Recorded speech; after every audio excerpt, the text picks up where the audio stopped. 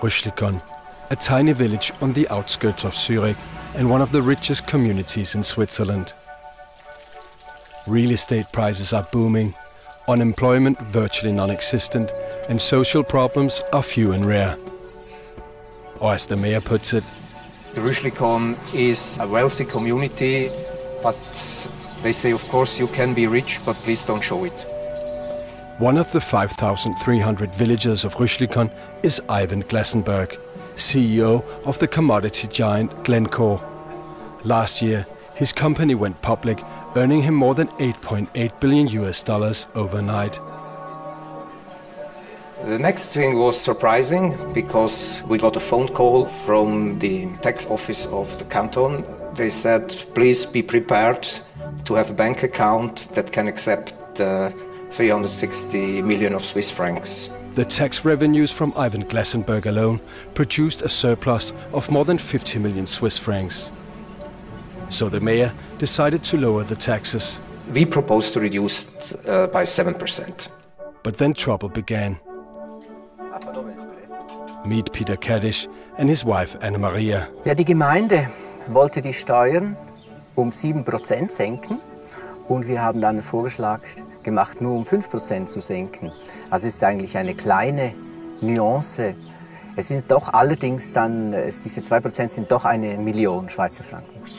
The million Swiss francs was supposed to be used to help poor communities in Africa impacted by Glencore operations.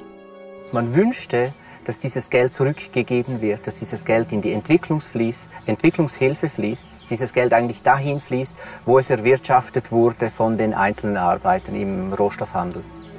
In keeping with the Swiss system of direct democracy, the villagers gathered for a town hall meeting. That was a flux of people coming to our meeting room, and we said, oh, okay, maybe our 280 seats that are available will not be enough. Many objected to Peter Kaddish's proposal. Some thought it was unfair to Ivan Glassenberg. Ich finde das eine bodenlose Frechheit. Wir tun da jemanden verurteilen in dieser Gemeinde. Vor 2 Jahren hat man ihn aufgenommen. Man hat den Geldsäger gerne angenommen. Und jetzt tut man ihn so an den Pranger stellen. When the time came to vote, Danke, gegen mir. The outcome was obvious. Almost everyone wanted to keep the money in Rüschlikon. The council had never to interfere or to defend our own proposal. So that were the people that took it to their own. Eigentlich das Extremste war meiner Ansicht nach, dass die Leute, die hier leben, dass man zu wenig weiß, was auf dieser Welt passiert und dass man aber trotzdem sehr stark betroffen ist. Man ist ebenso betroffen wie auf der anderen Seite die Leute, die darunter leiden. Also wir leiden nicht, weil wir viel Geld bekommen, aber wir sind auch betroffen.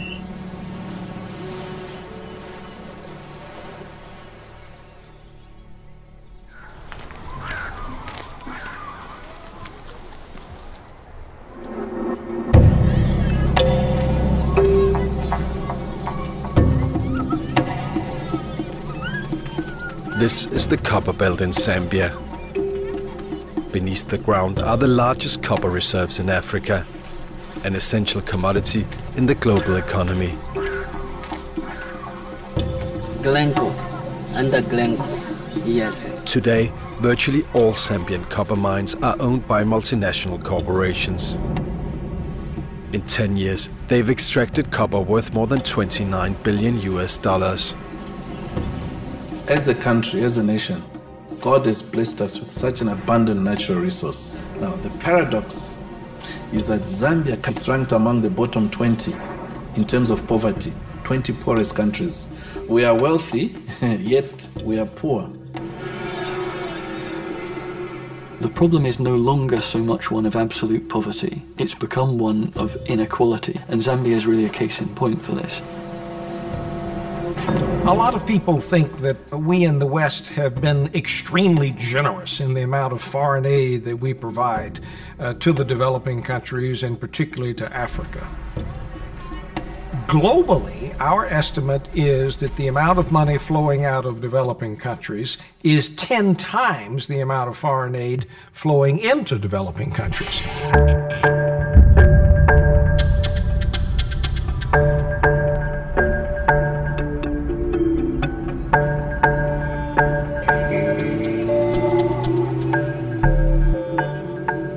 I've come to Zambia to find out why this country, with its enormous wealth of natural resources, is still among the poorest in the world. Why the boom in copper prices has not reduced poverty. The same question many Zambians asked themselves in the latest election.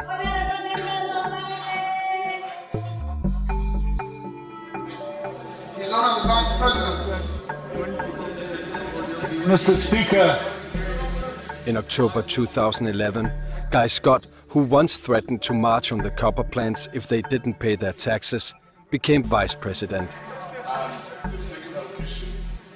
We're aware that Africa is losing more money from tax avoidance by foreign companies every year than it's gaining from aid from the countries from which these people come. God, he gave copper to Zambia. And these people, if they don't respect the Zambian soil where there is copper, mining or any other business venture in Zambia, they should contribute. These mining industries, they export and we don't know what they're doing with our money. If they're exporting our minerals, the money must come back to Zambia. So the current investors should wake up, stand up and be counted, and they should not wait for the government to push them. We don't have time pushing people. Vice President Guy Scott was born in Zambia. He studied economics at Cambridge and holds a PhD in cognitive science. It seems peculiar that you're vice president in Zambia and you're white. Well, white vice presidents occur from place to place, like the United States of America has got one. And I don't think in the Caribbean it would be all that unusual. It's just a thing that's a bit unusual in Africa. But Africa's maybe changing. I'm a Zambian nationalist. Why not? What else would I be? Well, a colonial farmer exploiting something? No, I think colonial farmers don't have any votes anyway, even if I wanted to stand on their ticket. And there are very few farmers here, white farmers. No, but you understand the question, I guess. I mean, it is from... Yeah, normally a white politician in an African country will be representing white minority interests. That's not the case here. I'm regarded as pro-poor, pro-unemployed, the ordinary people of the earth.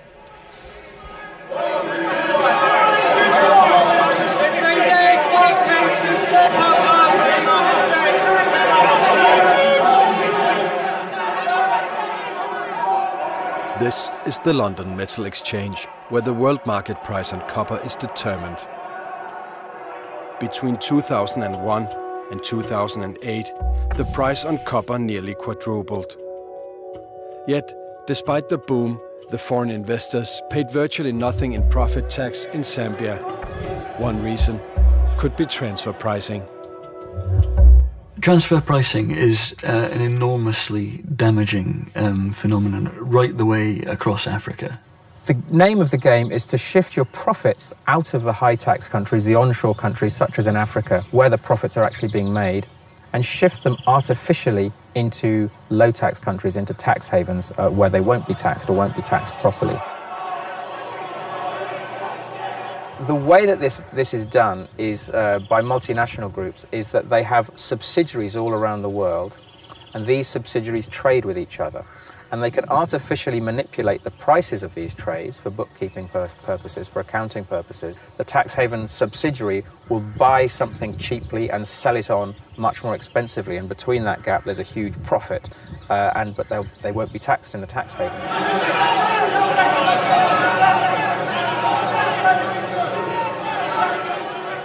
Much Zambian copper is not traded on the open market, but bought and sold internally within the same multinational corporations. 25 doing April, May, 25 running April, May. On paper, this makes Switzerland one of the biggest importers of Zambian copper. Switzerland is a huge purchaser of copper out of Zambia, but that doesn't mean that the copper is shipped from Zambia to Switzerland. The documentation goes to Switzerland, but the copper goes all over the world.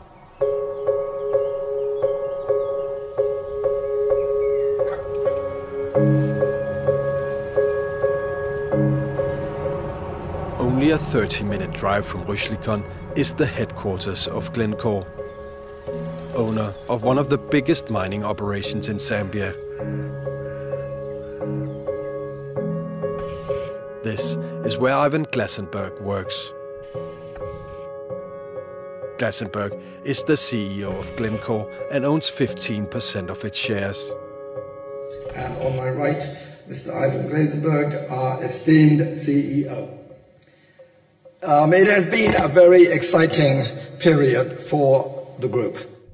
Glencore is the world's largest integrated commodities trader, with a yearly turnover on more than 180 billion US dollars, more than 8 times the gross national product of Zambia. Glencore controls Mopani copper mines in Zambia through a 73% stake. All copper produced by Mopani is sold internally to Glencore in Switzerland.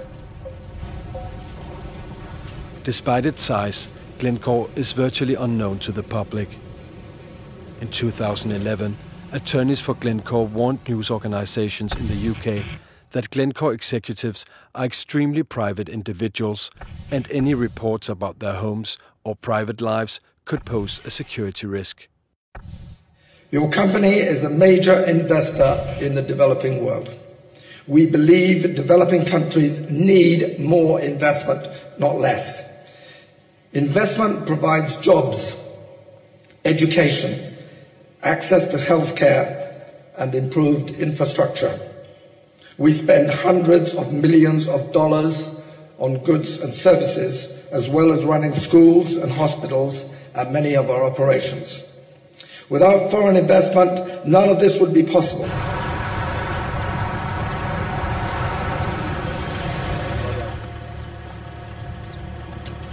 Part of Glencore's Zambian operations have been suspended by the environmental authorities. I wish you a pleasant flight. Captain Yiga, thank you very much. Thank you, sir. Vice President Guy Scott is visiting the plant and has invited me along. Residents have complained that mist containing diluted acid is drifting from the plant to their homes. This looks like something out of a bondage and discipline kit. If we carry on touring the mines like this, we'll get everything that we need for it. No, just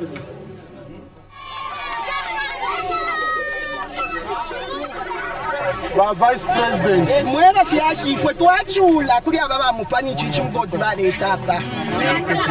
Obviously, the standards are pretty loose.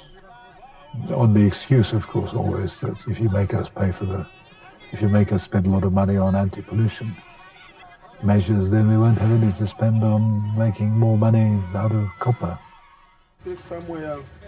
At the plant, I meet with the chairman of Mopani copper mines. When I ask him about the suspension, he seems perplexed. Well, I don't know. We are good corporate citizens. We are open in our business. We are very frank when we deal with all outsiders, with all authorities that visit us. We open our books. We don't understand. In this particular case, the action by Zema was completely surprising. So we would like to find out why they took that action. We have challenged them on that issue, and we're expecting a response from them. After further safety measures were installed, the operation was allowed to reopen. This is not the first time the plant has come to the attention of the Zambian authorities.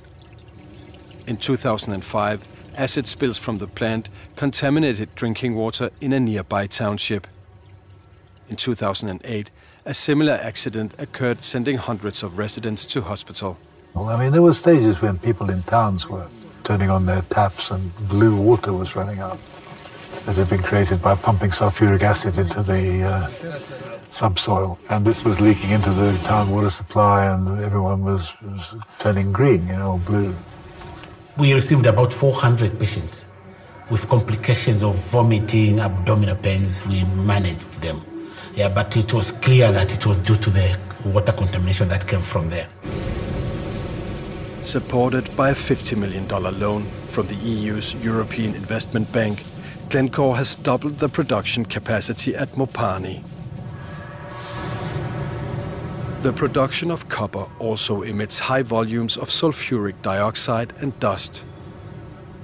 Sulfur emissions can cause respiratory diseases and create acid rain that destroys vegetation. A lot of respiratory tract infection cases come from canker oil, especially when the emissions are too big. You find that you get an influx of patients coming from the clinics to us. I feel it myself, the effect of the emission of sulfur dioxide. Air pollution is regulated by WHO guidelines and limits set by the Zambian authorities. The levels are measured at 4 installations around the plant.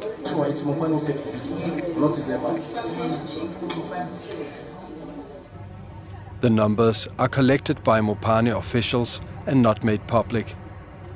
According to environmental groups and local residents, the undisclosed numbers prove that the pollution far exceeds both national and international standards.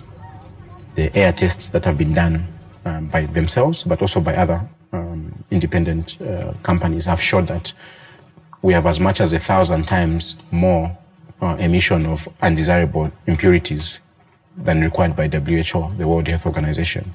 We wake up, all of us, in the night, and also we start coughing together with the children. We didn't even sleep. We just continue coughing. If there is bit and this, the bad air comes.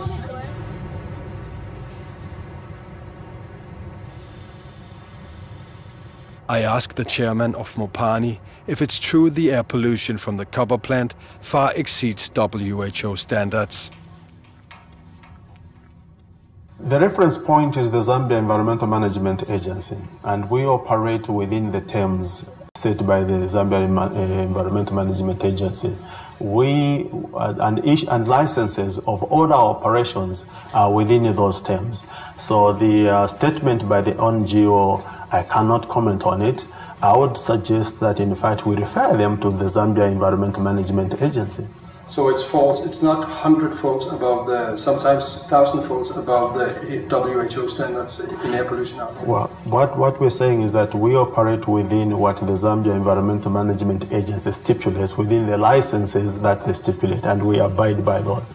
So if other people do have evidence of something else, I would suggest that they contact the Zambia Environmental Management Agency, who are the authority to investigate any concerns that the public may raise.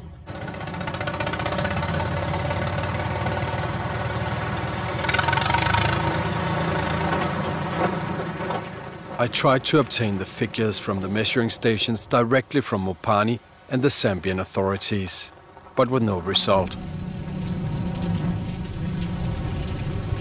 Finally, I contacted the head of communications at Glencore in Switzerland. The numbers that you collect, I know you have these measuring stations for pollution around Mufulira. Is it possible to get those numbers from you guys? They're not public numbers. Why not?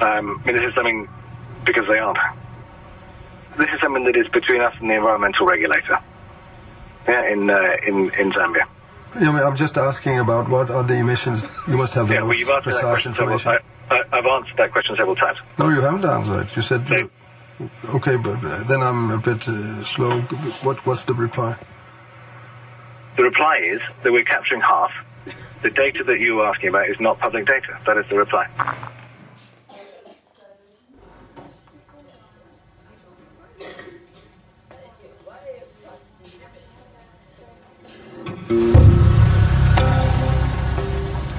To understand Glencore's business practices, I've decided to look into its past. Glencore was founded in 1974 by American businessman Mark Rich and initially called Mark Rich & Co. AG. I've asked for an interview with Mark Rich, but received no response. Instead, I traveled to Tampa, Florida to meet Morris Weinberg, a former public prosecutor in New York. In 1983, he headed an investigation into the company's tax practices.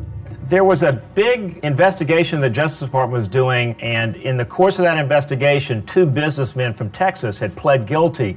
And in the course of pleading guilty, they said, hey, there's something we can tell you about some guy named Mark Rich. And they explained to us that they had created with Mark Rich phony deals, making it appear that they had bought some foreign oil from one of Mark Rich's companies and then sold it to another company that turned out to be a Mark Rich company, and by that sold it at a loss, and that by doing that they had literally laundered, sent offshore close to $100 million in only about a 6 or 7 month period. You know, from a trial perspective, if we ever tried it, we had all we needed.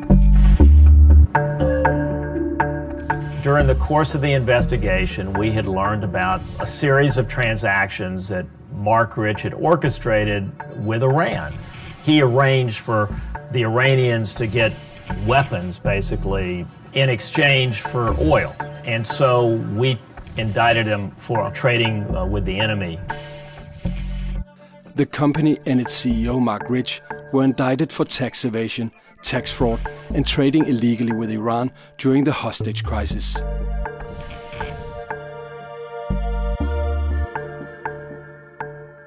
According to Morris Weinberg, Rich and his attorney offered a one-time payment to settle the charges.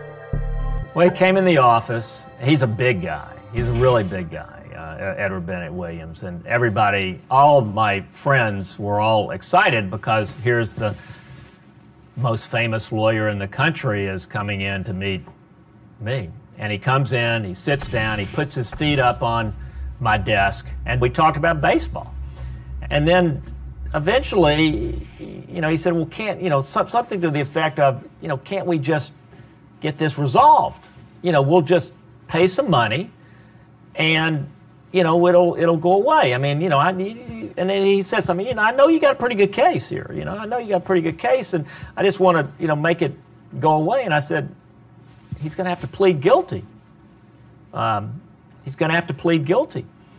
And he says, well, what do you mean? I said, it means he has to plead guilty, and he's going to go to jail. And I think I probably spelled it out like Jail, jail. And he said, woo. And he said, well, why? And I said, I said, well, look, it's the biggest tax fraud in the history of the United States. If we let him go, how are we ever going to do another case?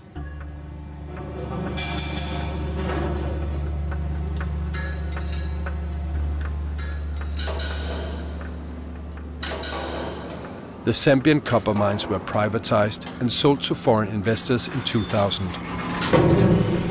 It is fair to say that of all the frauds that occurred in Zambia during President Chiluba's time, the privatization of ZCCM was one of the most significant.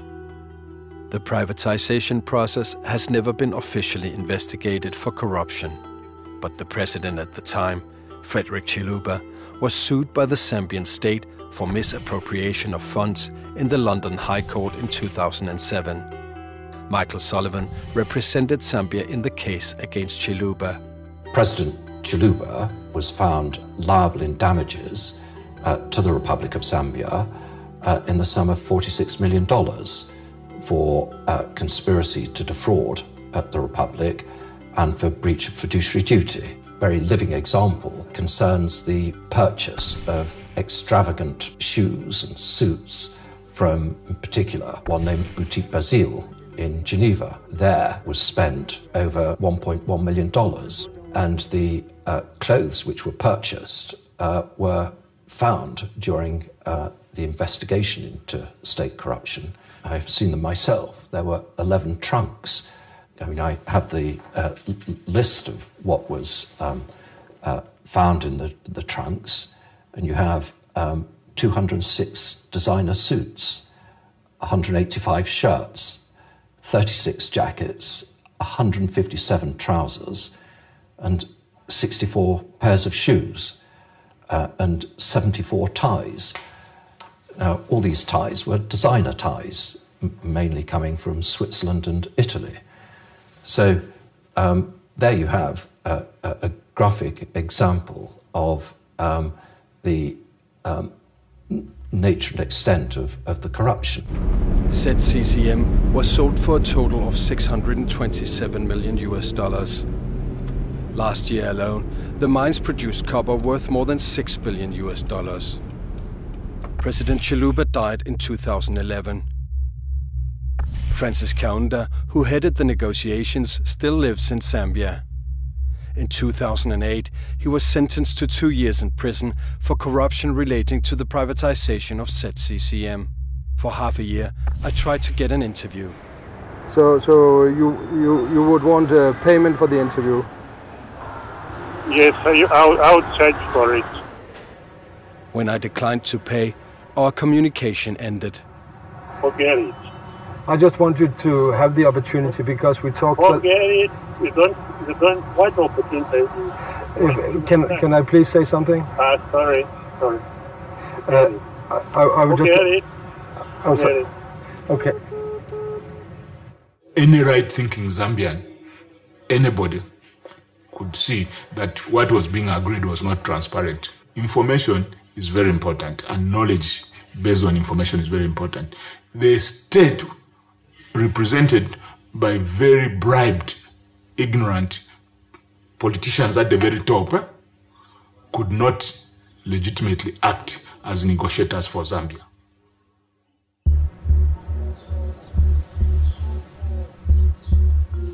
From the outset, the investors had the upper hand in the sales negotiations. Copper prices had hit rock bottom and the state was running out of money. Its debt to the World Bank and the IMF was so large they could not get new loans. Zambia had its back against the wall and was forced to sell. The executive board were more and more nervous about that. So the board let me with no initiative but to get the money back and not to extend more credit to that country if we are not repaid or if we don't invent a scheme to be repaid. The mines was the last great resource that the state held, and the bank and fund were very keen for the mines to be privatized. And so they made it a condition of a series of loans to Zambia and a series of debt relief initiatives that the mines be privatized. Hello once again and welcome to privatization. Government appears to be committed. We will ensure as government that not only do we keep the promises, but we work as responsibly as possible to ensure that we succeed.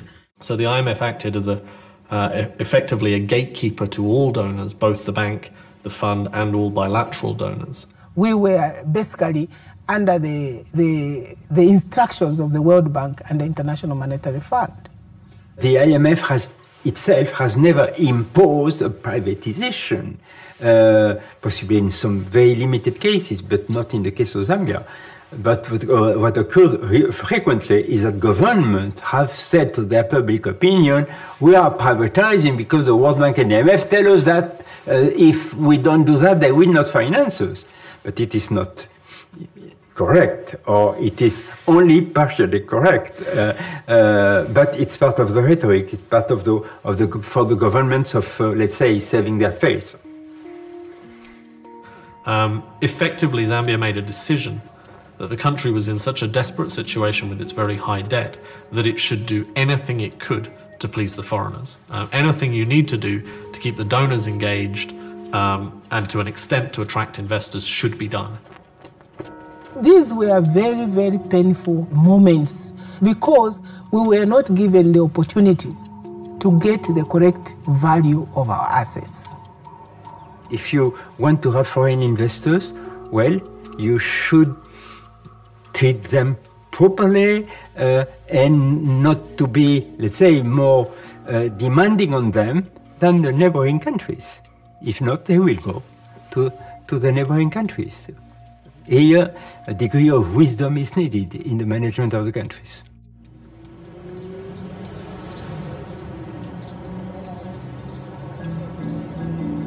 Today, the privatization of the copper mines, combined with the boom in prices, has revitalized the mining sector.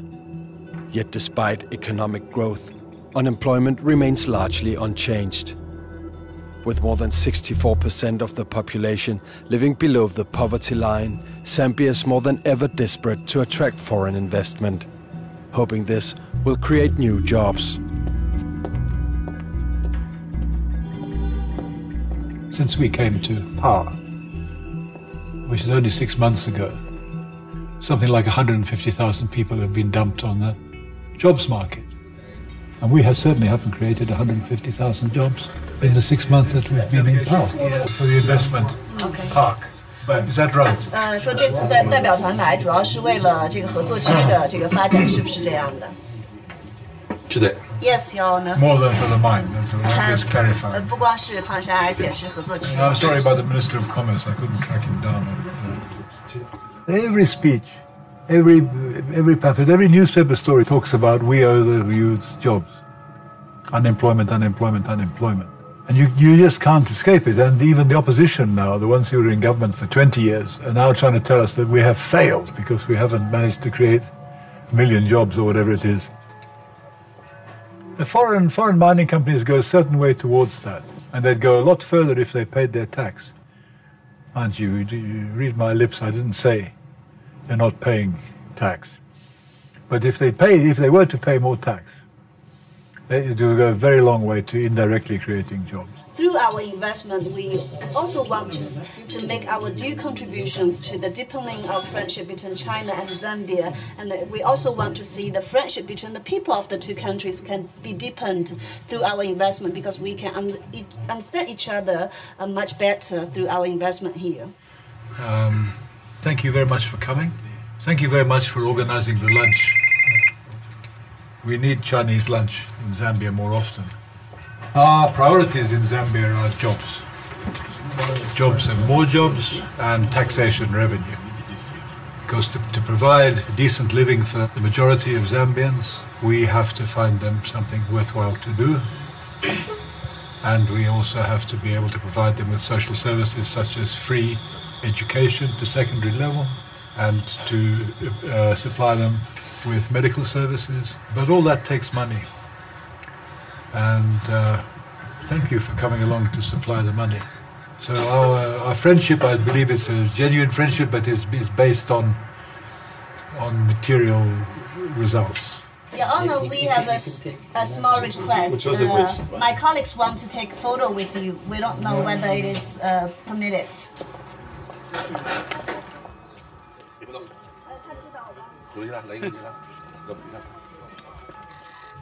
The first key to development in a country like Zambia, where you've got a serious unemployment problem and it's growing. I mean, I have to give my phone to my secretary every morning and keep it turned off at night, because there's so many people wanting jobs, and they think, I know, I've somehow got hold of the vice president's phone number and he owes me a job because I once organized a rally for him in some part of the country, or maybe he knows my brother, or you know, there's endless people needing jobs. Any old job will do. They're so desperate. You can tell it, you can smell it, you can feel it. If you keep your phone turned on, you hear it, you see it on the SMSs.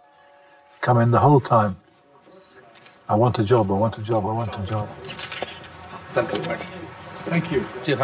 Long life for you. Well, you too. We might as well both enjoy.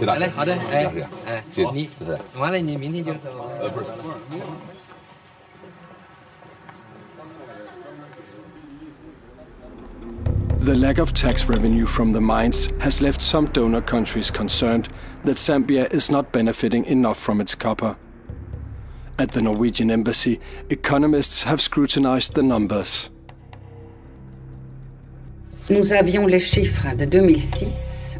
Alors, la valeur de l'exportation était de 3 milliards de dollars et les revenus de la Zambie étaient de 50 millions de dollars.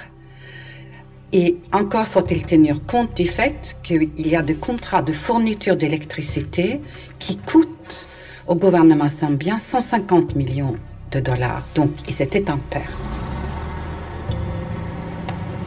A World Bank report from 2011 states that Zambia is losing money on the production of electricity, and that the rates paid only capture 40% of historic costs.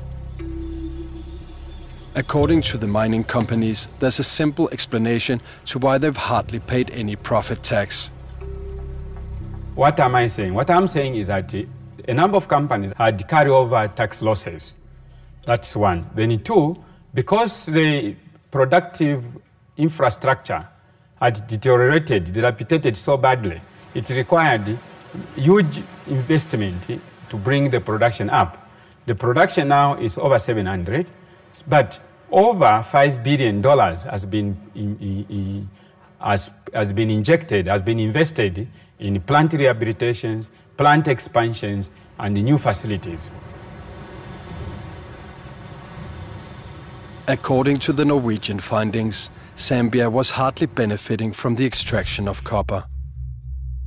In 2007, the tax revenue from the mining sector amounted to only 0.2% of the gross national product, while at the same time, copper made up nearly 71% of Zambia's exports. En regardant ces contrats, nous nous sommes aperçus des graves anomalies. Je suis allée à Lusaka, je suis allée devant l'Assemblée nationale pour dire « c'est votre affaire, mais si vous le demandez, si vous et votre gouvernement vous le demandez, nous, communauté internationale, sous leadership norvégien, nous sommes d'accord pour financer les experts. » Zambian President Levi Mwanamwasa took the advice and ordered a revision of the sales agreements and the Zambian tax laws. Nous avons lancé un grand concours international pour trouver les meilleurs lobbyistes et les meilleurs experts fiscaux. Ils ont conclu que les contrats étaient léonins, qui n'avaient pas de valeur, et du coup, ils ont créé un nouveau statut fiscal pour permettre aux Zambiens de bénéficier de l'envol du prix du cuivre. In April 2008, the Zambian government cancelled the conditions in the original sales agreements and introduced a new tax regime. The mining companies, it would be an understatement to say that they didn't like it. They went bananas and they threatened with international courts and the like. They introduced the taxation levels which were going to put mining companies out of business. So it was complicated from the two sides. From the mining company's point of view, the effective tax rate was too high. From the other stakeholders, the Zambian people, it was a welcome move because it was going to mop up a lot of money which would have been used for other development. The mining companies, all except one, refused to accept the new legislation and withheld payments. Malheureusement, Mbassa Levi est mort et Banda est venu au pouvoir. Et Banda n'avait pas la même conception de l'éthique ou de l'anticorruption que Levi. Et il n'a pas tenu tête aux multinationales. Et du coup, le régime fiscal n'a pas été appliqué comme il aurait dû l'être. Legislation is not the only challenge. Sophisticated tax planning is today making it possible for multinational companies to reduce their tax payments, moving profits out of the country. The phenomenon is simply rife all the way across Africa and indeed the rest of the developing world. In Africa, you see a particular focus in commodity markets. Africa's natural resources are being extracted frequently without countries and citizens of those countries getting their fair share. In 2008, If Zambia had received for its copper exports the same price that Switzerland declared for its copper exports in the same quite detailed commodity categories, Zambia's GDP would have nearly doubled that year. And this is in a country where something like 80% of people are living on less than $2 a day. The impact of GDP potentially being $25 billion rather than $14 billion could have been enormous on development. We in the Western countries have created the mechanisms by which this money flows, and it flows into our own coffers, and therefore we have as much responsibility as the poorer countries to try to curtail this phenomenon. In many cases, the methods used for paying less tax is almost impossible for developing countries to scrutinize. Transfer pricing is inherently complex, and the OECD model, which is unfortunately perhaps the dominant model to work out what a fair price is for trade between two subsidiaries of the same multinational, that process is very complex. Now, what you find in a low-income country, as Zambia was until recently, is that the capacity within the tax authority to deal with the complexity and to deal with the army of lawyers and accountants that a multinational company has at their disposal simply isn't there. So a multinational company like Glencore is able to resource their ability to defend a particular set of prices in a way that the Zambian tax authority finds extremely difficult to respond to. I've spent my whole career looking at this, and yes, I'm on the OECD Task Force on Tax and Development, but by and large I find that the OECD is not interested at all in debating the broader subject. Their interest is in protecting their guidelines because OECD countries want to maintain the status quo.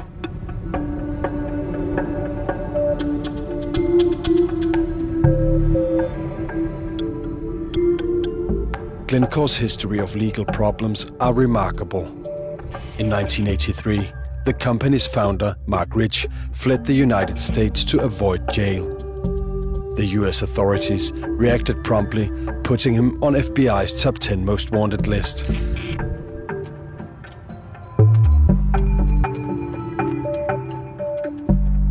He decided he didn't want to go to jail. He felt like he was above the law, and therefore he was going to do he had more money than anybody, and he was going to do everything he could to try to beat this. Mark Rich, because of his flight from the United States, became the most wanted white-collar criminal in American history. Switzerland refused to extradite him to the US, but he risked apprehension every time he set foot outside of Switzerland. Rich tried a different tack. He hired then President Bill Clinton's former White House counsel Jack Quinn to secure a pardon for him. His wife Denise Rich was responsible for providing more than $1 million to the Democratic Party. She also donated an undisclosed amount to the Clinton Presidential Library. Among others, Israeli Prime Minister Ehud Barak, as well as the King of Spain, personally telephoned President Clinton, encouraging him to grant Mark Rich a presidential pardon. I'm a Democrat. I grew up in Tennessee. I worked for Al Gore's father. Al Gore himself was an old friend. We'd gone to law school together, and I was devastated by what had happened in Bush Gore. And so one of the worst days of my life, really, was the inauguration of George Bush.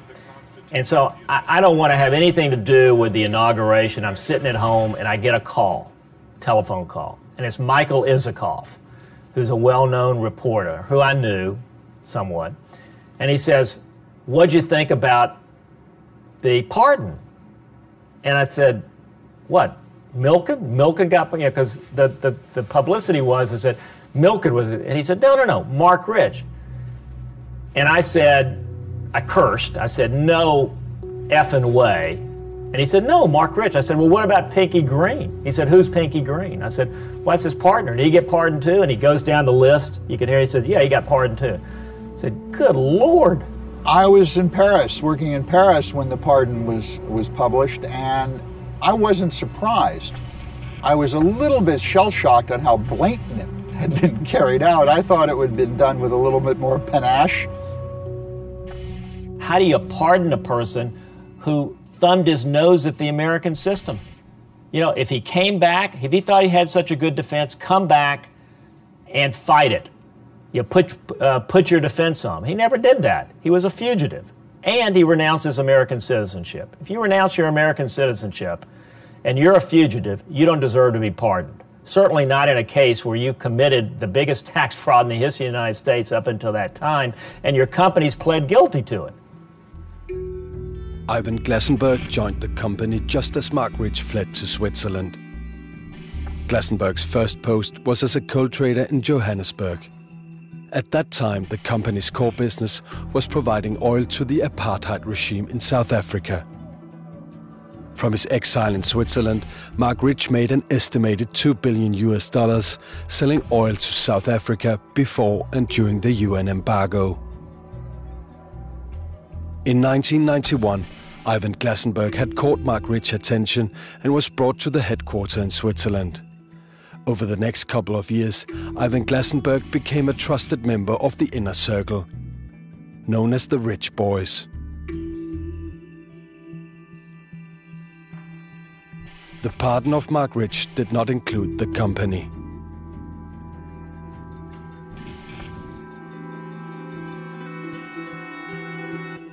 The companies pled guilty, and it was signed, sealed, and delivered. And when we were in court, when this happened, it was like a closing, because the way in which the monies were paid included Mark Rich selling his interest in 20th Century Fox and some oil wells and stuff, which generated cash that was then delivered to us to satisfy the $200 million. We were all collected in a back room in the court, signing papers like a closing is really what it was. And then, that was it. Case was over. 1 year after his flight, the company Mark Rich & Co. pled guilty to tax fraud. They did act like, from day one, that they were above the law. Every time I turned around, his company and people for his company were cheating and were breaking the law, whether it was doing a midnight sale that was bogus, or trying to secrete documents out of the United States, or cheating on taxes, or making up phony deals to launder money out of the United States, or doing deals with the Iranians when they were prohibited. Whatever it was, he was cheating. In 1994, Mark Rich stepped down as CEO and sold his shares to the management. The company was renamed Glencore. In 2004, Ivan Glassenberg took over. Today, Chairman Simon Murray assures that Glencore is involved in no illegal activities. Our position on the issues of bribery and corruption is clear. Offering, paying, authorizing, soliciting or accepting bribes is totally unacceptable to Glencore. At the time Simon Murray made these assurances to the shareholders, Glencore's grain division and 2 of its employees were standing trial in a Belgian court, charged with bribing a European Union official. Please don't feel. Everything is presumed innocent, we don't lie. For 2 years, Glencore had supplied EU official Carol Bruce with cash, travel and a free phone. All in exchange for inside information. Information Glencore used to secure EU export refunds. A lucrative arrangement, making millions for Glencore. On June 27, 2012, Glencore's grain division was found guilty and fined 500,000 euros. Glencore has appealed and declines to comment. Glencore has full oversight of its tax practices and fully adheres to all its tax obligations in line with the laws in the countries and the territories in which we operate. A confidential report leaked in January 2011 raises serious questions about Glencore's tax practices in Zambia. The report contains the results of a comprehensive tax inspection of Glencore's Zambian subsidiary, Mopani Copper Mines. Here it is. I got a brown envelope in my email, it's here. And I mean, it was a very simple envelope, nothing specified on it, just my address. Inside there was a pilot audit of the Mopani copper mine. Who sent it to you? I don't know. You don't know who sent it to you? No, I don't know because I think that it wasn't meant to be public. Financed by a group of donor countries led by Norway, Zambia had hired the international audit firm Grant Thornton to carry out the audit. Pas simplement la sous-facturation ou la manipulation des résultats, il y avait aussi le fait que des pans entiers qui auraient dû figurer dans le chiffre d'affaires étaient complètement occultés. The purpose of the audit was to establish if Mopani's tax payments for 2006 and 2007 had been correct. The auditors found strong indications of transfer pricing and noted that prices seemed to be determined by the parent company, i.e. the purchaser. This, concludes the auditors, was not in accordance with the arm's length principle. In other words, Glencore in Switzerland appeared to have been manipulating copper prices and as a result reduced its tax bill in Zambia. That situation is not correct. We deal with Glencore at arm's length and we are paid at prices that relate to the London Metal Exchange. Based on the findings, the auditors concluded that Glencore had traded with its subsidiary in breach of the OECD's arm's length principle and that this should have an impact on the tax assessments for the period under review. It was a report that contained issues that were not factual. That report was a desktop report.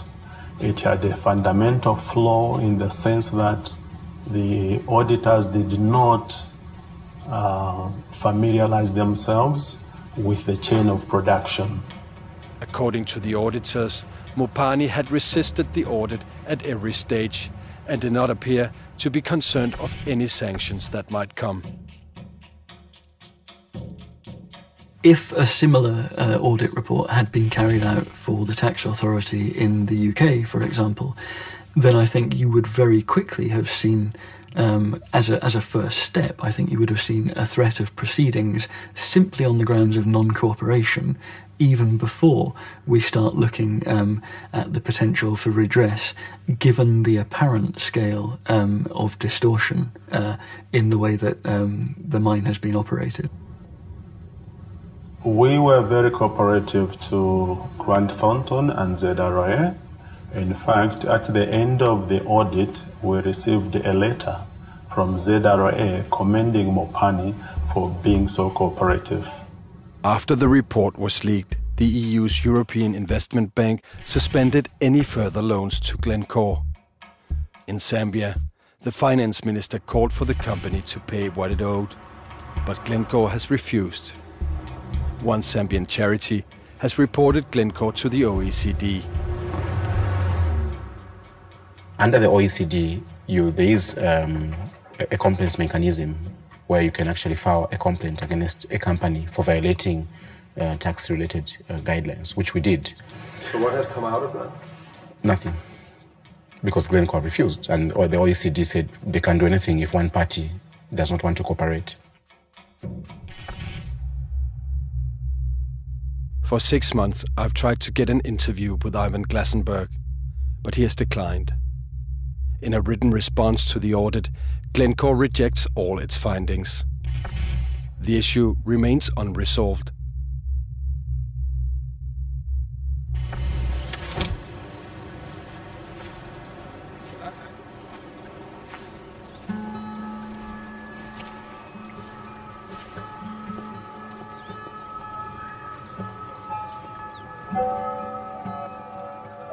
You don't have crack squads of auditors and accountants and computer operators and people who can parachute in and open a safe and fly back again and give us the information about who's hiding what. So you're just trying to do the best you can do, and that's what we're doing, and I hope we get better at it. I can't jump out of this chair, run through the door, grab my AK-47 from my car and rush off and accost the nearest miner. It just takes a bit of time. It may take more time than people are prepared to tolerate.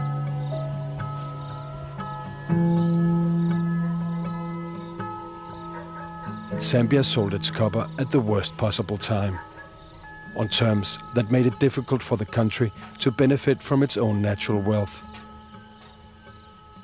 Today, the government is working to increase tax revenue from the mines. Revenue badly needed to pay for schools, healthcare, and to reduce poverty.